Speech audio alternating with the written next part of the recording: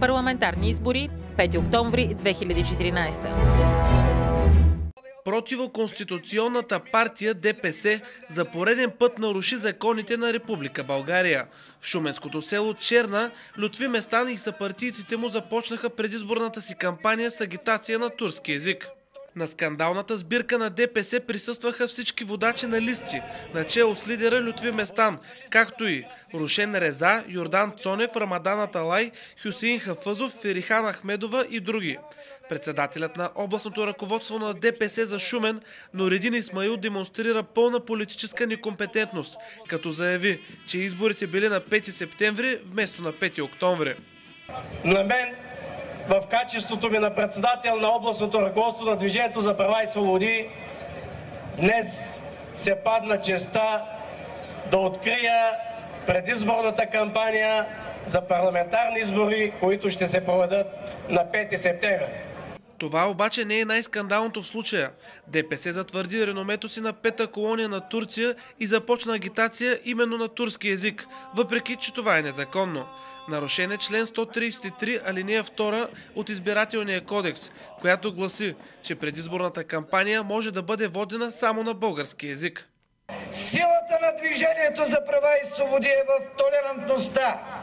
Хош görülü milletim, seninle gurur duyuyorum. Ще водим и тази кампания на толерантен език. Özgürlük senin elinde. Bakın ne güzel ana dilim. Bu ana dilimde konuşmak bana bugün yasak. След Местан на трибуната се появи скандалният Хюсеин Хафъзов, който бе заявил преди време, че ще върви по пътя на изявени исламисти, като Ахмед Давутоглу от село Иглика, на Нури Адала и на Ахмед Доган.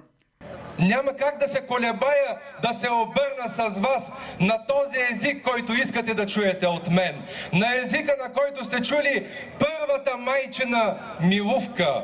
И да ви кажа: hey canım kardeşlerim, canımdan can, kanımdan kan, ruhumdan ruhsunuz.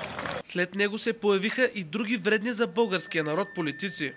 Hepinizi sevgi ve saygıyla selamlıyorum. Teşekkür ederim. Sağ olun, var olun, sizinle gurur duyuyorum.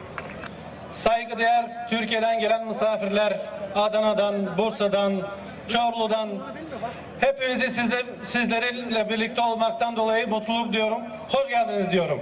Последваха грозни маанета от турски певци и състави, а връх в незаконната кампания на ДПС бе използването на малки деца за агитация и рецитиране на стихотворения на турски език. Çok küçük göründün gözüme ama insanın büyüktü sandıklarımdan, devler yaşamıştı topraklarında.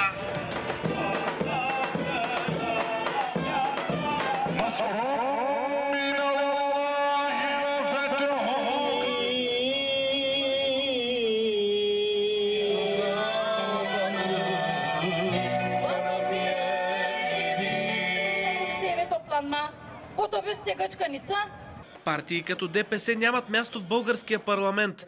Те не служат на българския народ, а се кланят на турските управници. Купуването и продаването на гласове е престъпление.